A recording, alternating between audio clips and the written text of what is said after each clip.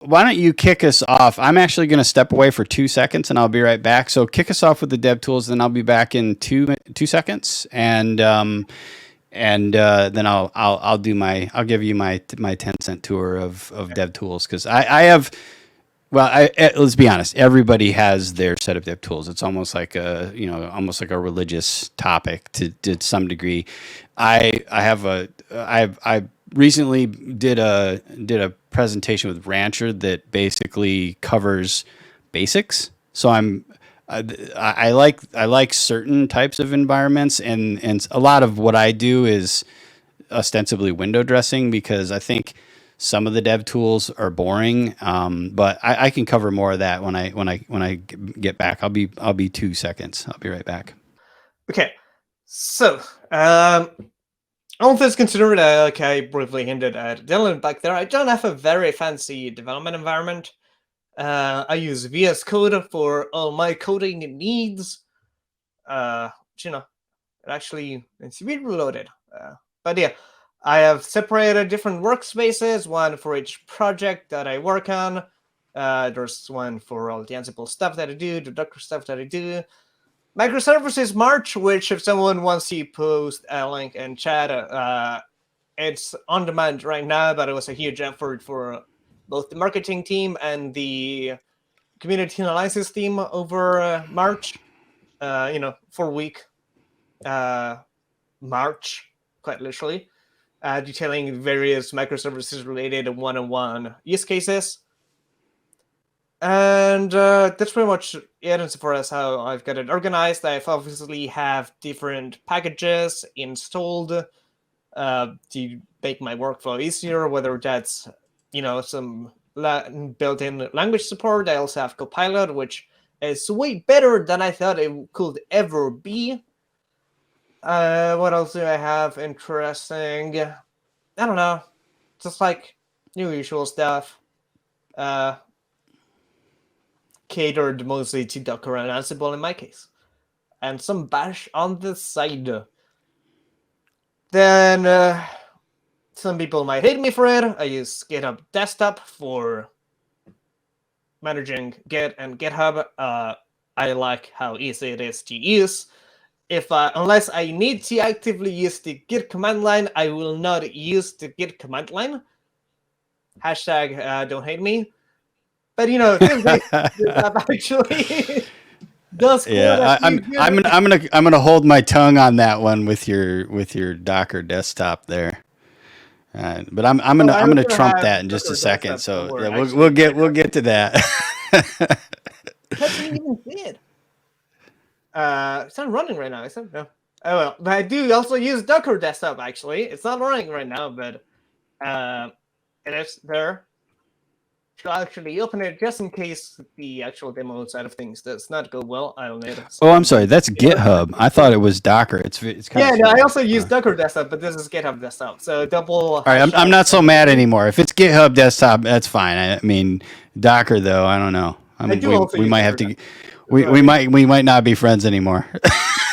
I don't know. Shameless plug. These two actually has been developed quite extensively over the last year, and now it does most of your Git use cases, unless you really need to dig into your Git history and do some crazy Git operations, which every once in a while, you need to. But 90% of the time, 95% of the time, this works just fine. Then I've got my CLI. I use iTerm, and I added the my CSH on my SIH. I don't know how you actually say that. But that sounds right. It's my ZSH is how I always say it. Yeah, I'm sure there's a fancier way to say it, which maybe someone will tell me about it someday. But that's what I use as my shell dressing. I've also installed some additional plugins to highlight all sorts of different syntaxes. And I think I have that world famous power theme 10K skin for my CSH, which I think it could rename to power level 1 11K. I don't know. once in a while there's like a breaking change and throw this new version altogether, which I usually only it's find not- out when I'm switching to a new laptop, and then I go to install the older theme, and it's like, oh, this repo is archived or is no longer supported. But yeah, that's pretty much it in a nutshell. Most of the actual dev work that I do, if I need something outside of my Mac machine, which, as you can obviously see, I'm running a Mac machine, not Windows or Linux. If I need access to a Linux system, I usually either spin up a cloud instance real quick on AWS, usually, sometimes in Azure, if I need to test something in Azure specifically. But if I just need a Linux machine, I'll just spin a cloud instance on AWS. Or alternatively, if I just want to do some simple testing that does not depend on system-related features, I will just spin up a container, add a bunch of container, SSH into the container, do my quick testing, and destroy the container. And I think that's pretty much it insofar as my dev environment goes. And then, well, I mean, yeah, like I mentioned before, so briefly, I do also use Docker desktop, which Dylan will not hate me for it. I don't know. It just works, and it works nicely on Mac. Docker has made some questionable decisions this past few months, but I still kind of take what's easy day to day over what's probably correct. I don't know. Hashtag again. I don't actually dislike it. I was just playing some fun there. It's nice to have a good rivalry. You know, I'll be honest. I love Rancher Desktop. I used to be a Docker desktop guy. I'm because of the way I came up. I started in the Windows world and kind of migrated to the Linux world. So I'm not so averse to user interfaces as most of the. Even though I did a fair bit of work with Sun Solaris and AIX and some really old technologies that probably most people don't know what they are. If I could talk about things like Banyan Vines, which would probably people would be like, "What? That used to be a thing." Yeah, but that's basically what the Windows file system or the Windows Active Directory is pretty much based off of. But yeah, no, I'm not an enemy of the state when it comes to Docker desktop. I just I have my preferences, and maybe it's because I'm on the Rancher partnership and I really like Rancher stuff, but I like Rancher desktop better.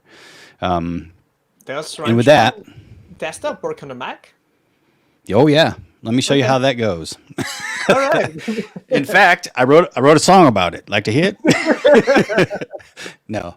Let me do a little thing. We'll flip over to.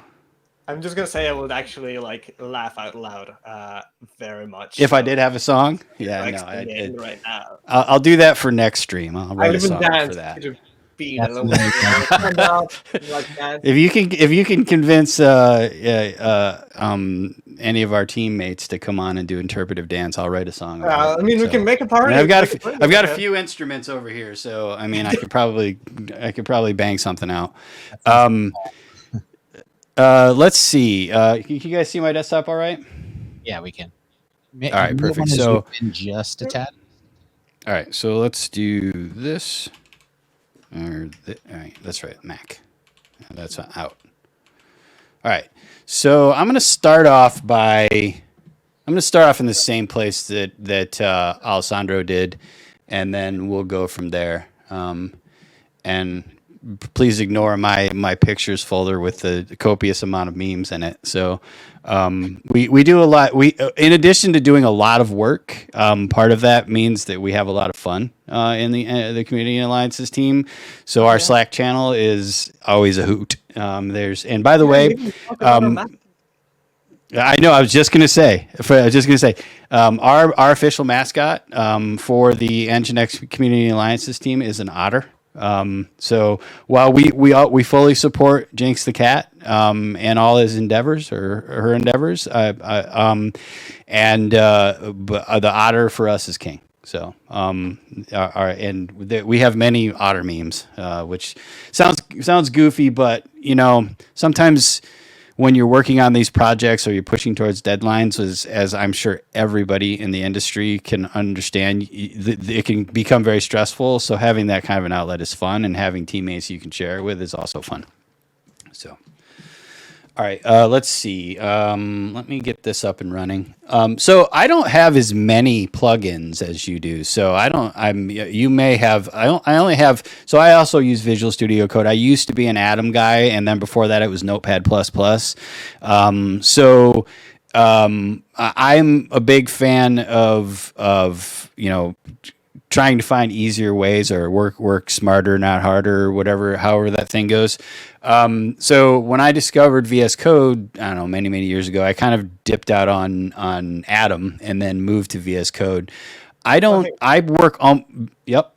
I was going to say, I also used Atom when I began, and then at some stage I realized after Microsoft acquired not NGINX, oh my god, after Microsoft acquired GitHub, I realized that like one of both was going to die, and like obviously it was going to be Atom. Yeah, and TrendyWins42 in chat says Sublime Text. Absolutely, I've used that in the past as well. I forget the theme. That was back when I first started using Sublime. That was the first time I was introduced to the dark theme, which is now kind of everywhere. But it is again, yeah, it's like Notepad++ if you're on Windows and you grew up in the days I don't use my code editor is a text editor. Notepad++ is another one of those classics like Sublime. Sublime is way more advanced than Notepad++, but they're both in the same kind of category for me. I've replaced all those with VS Code. And for those who don't know about it, some people, I know that there's this, I don't even know if it's the case anymore. And if there's this aversion to Microsoft made things, I think they kind of, in my eyes, they can never make good on things they've done in the past. They have made good. And right now, from what I understand, I think they're the #1 open source contributor of any enterprise company out there, including AWS.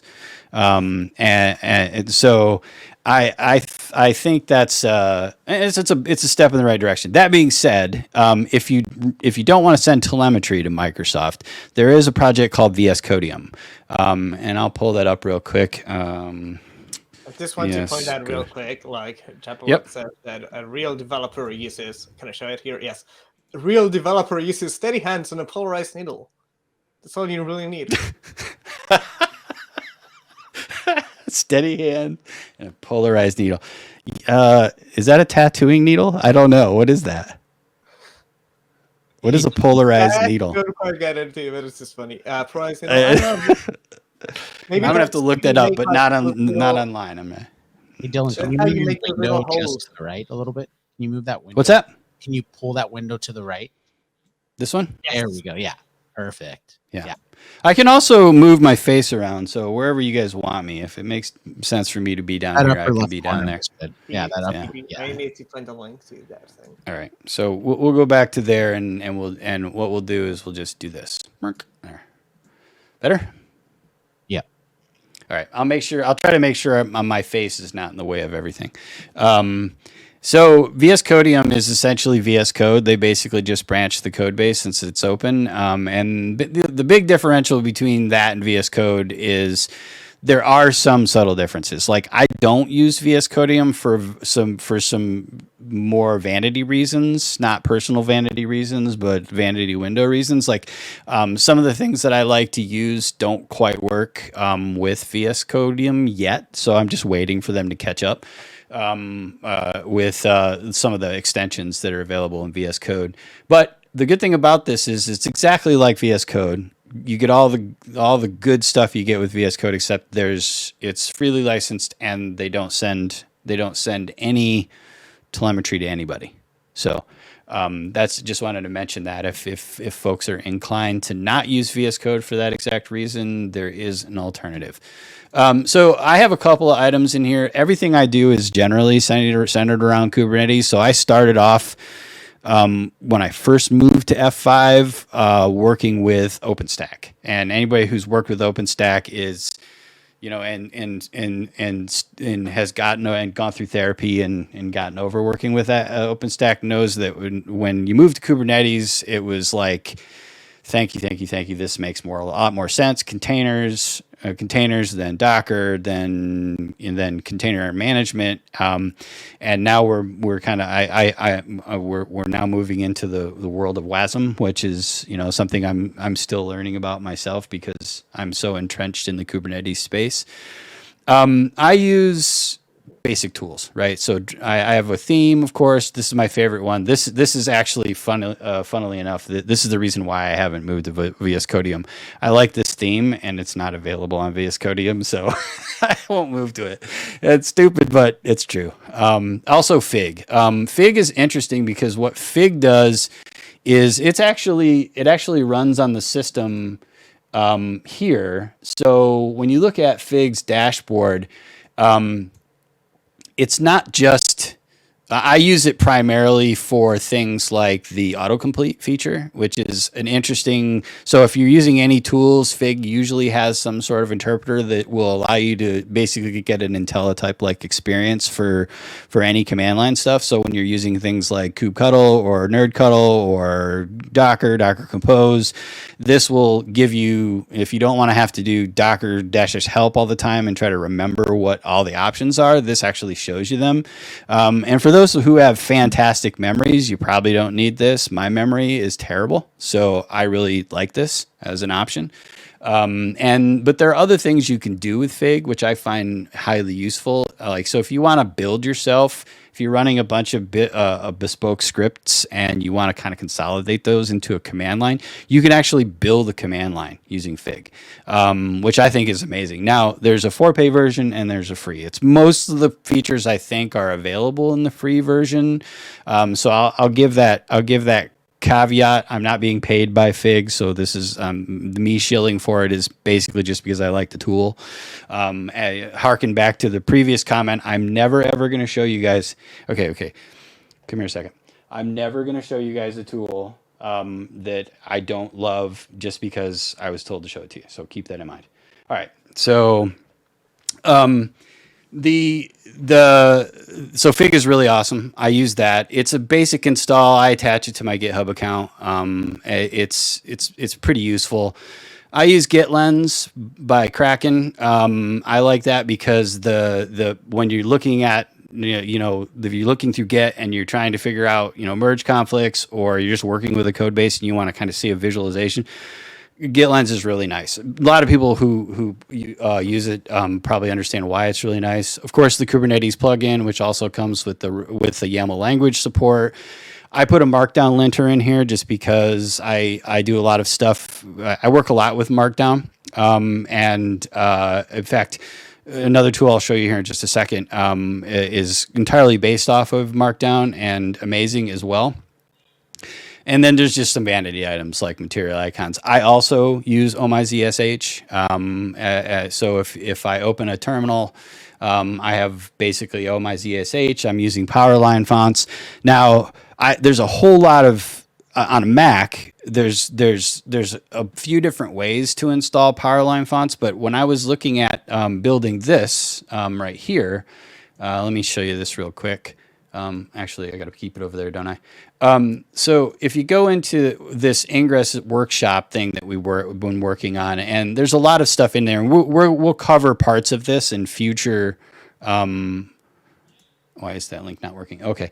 In future episodes where we might go deep on some of the things you can do in these workshops with the labs and the whatnot. But there's actually a starting tutorial in here under Docs and Rancher Desktop, where basically I originally wrote this as a gist, and then we converted it into a Markdown file just to put it. Well, it was a Markdown file in both, but we converted it and put it into this and into this repo, and basically it runs you through all of these tools. So I use a Mac, I install Xcode, I install Homebrew. Homebrew is awesome. Most people who use a Mac understand that using Homebrew makes it quite a bit simpler. You get kind of like that that yum or that app-get experience on a Mac.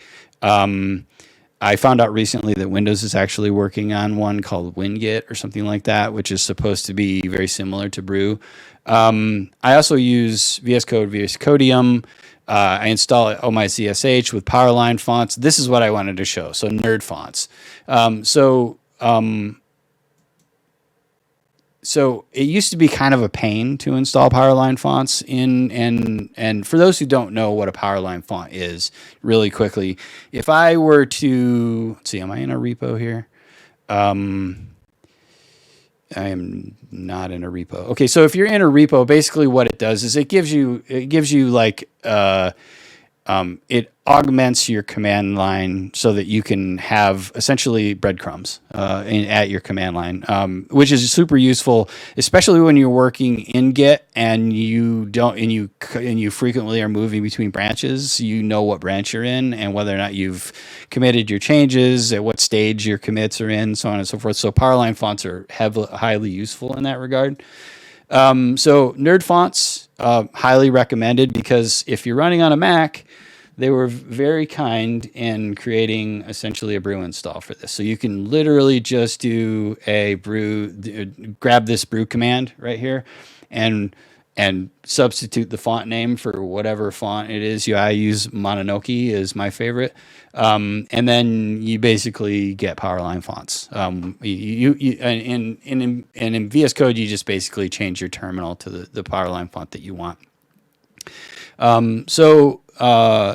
Moving back to here, and let's see, where was I? I was at VS Code, setting up tools. Go down. All right, so it's not going to go down. So we covered Fig, also use Fig, and that's one of the tools I use. Now, we're not going to go into local K3S environments this episode because that's a whole topic unto itself. But the rest of this essentially goes into how to build a local K3S based Kubernetes environment and put our Ingress controller in place. We'll talk about that in a future episode, hopefully. I also have a bunch of outside of the code editor tools that I use. Like, I am a huge fan of this tool called Joplin a lot. I mean, when I first started using it, it was just like one of those like websites circa 19 or 2000 something, where it was lots of text and, very, very few fanciness, very, very little fanciness. Now it's gotten pretty fancy. But the thing I like about Joplin is it allows you to store encrypted versions of all your notes. It's very similar to the Mac Notes tool. It's written entirely. You can write either with a WYSIWYG editor or with Markdown. I love doing all documentation in Markdown, just like I like to do all presentations in Java if I can, using something. There's another tool called Reveal, which we might cover in a future episode,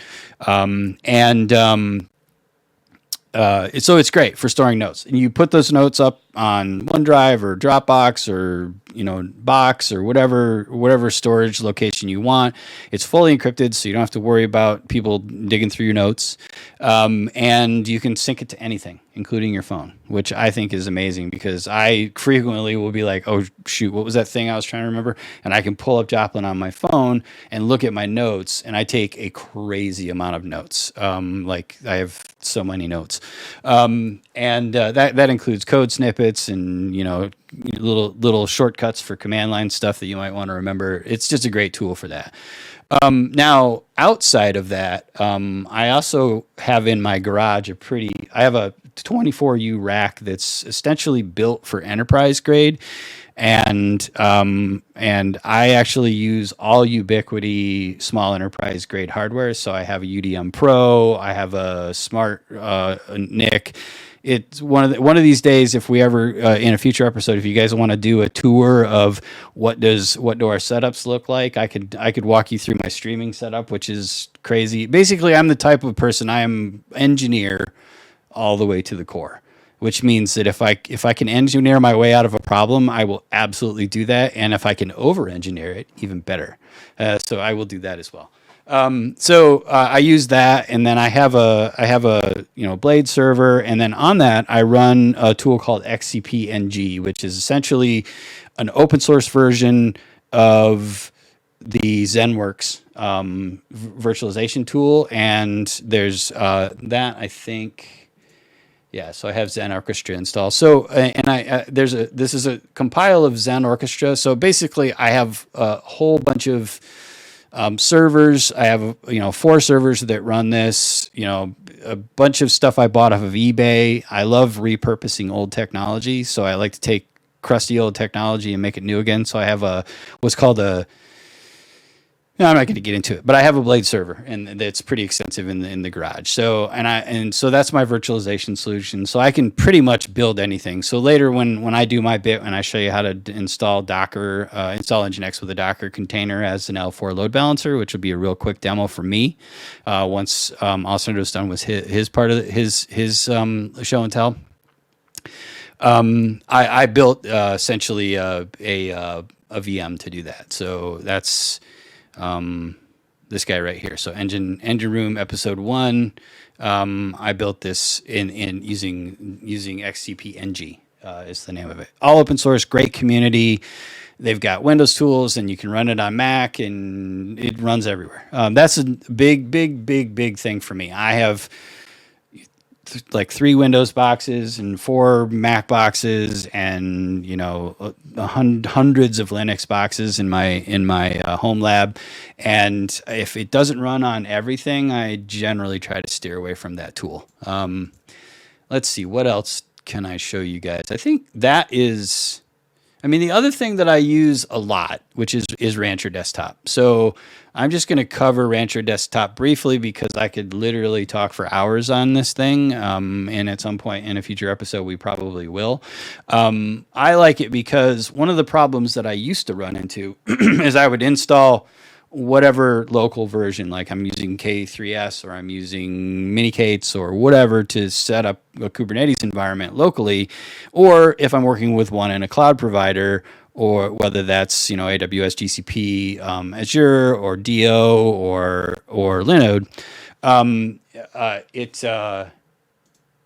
you have to go gather all these tools. You have to get kubectl, you have to get Docker, you have to get Docker Compose, you have to get kubectx and kubens and all these command line tools. Helm. This actually. Give me just a second here. Hopefully I won't. I'll get this right the first time. Nope.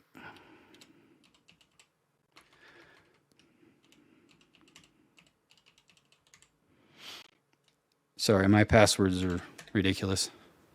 It comes from being an X security developer. Okay, I'm going to cancel out of here because I don't want to try to remember my password for too long. But anyways, this essentially downloads all that stuff, including Nerdcuddle.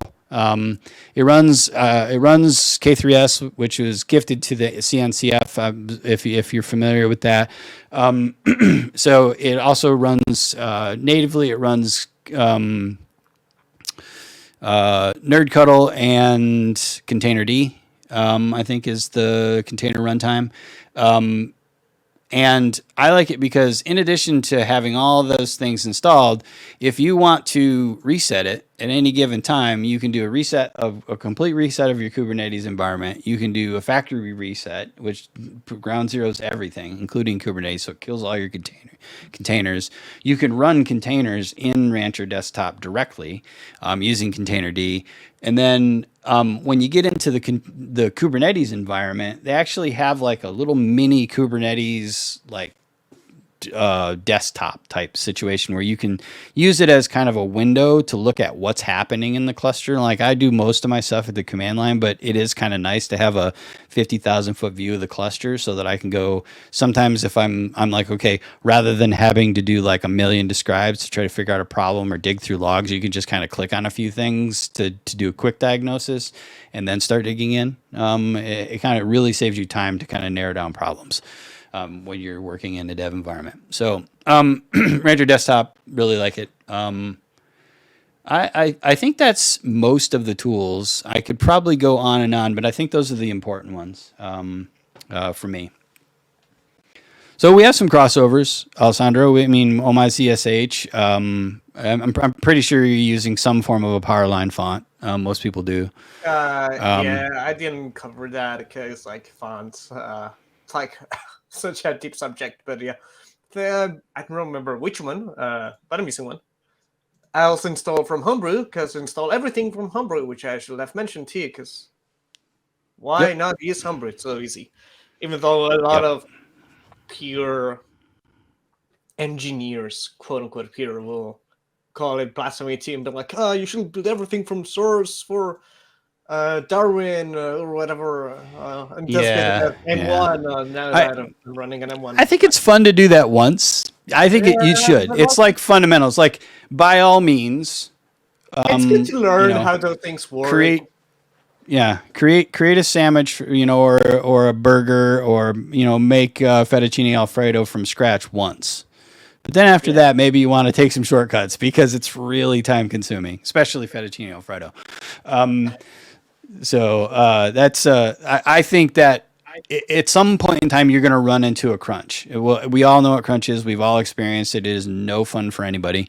And anything you can do to buy back some time. I'm not going to say save time because that's kind of like saving money. You don't really save money. You just don't spend more of it, right? Or you don't use more of your time. You can't really save it because it's a finite resource that's continually happening, and et cetera, et cetera. Yep. It's kind of like, don't get me started about the AI topic. So maybe someday we'll get into that on this show. Artificial intelligence. What does that even mean?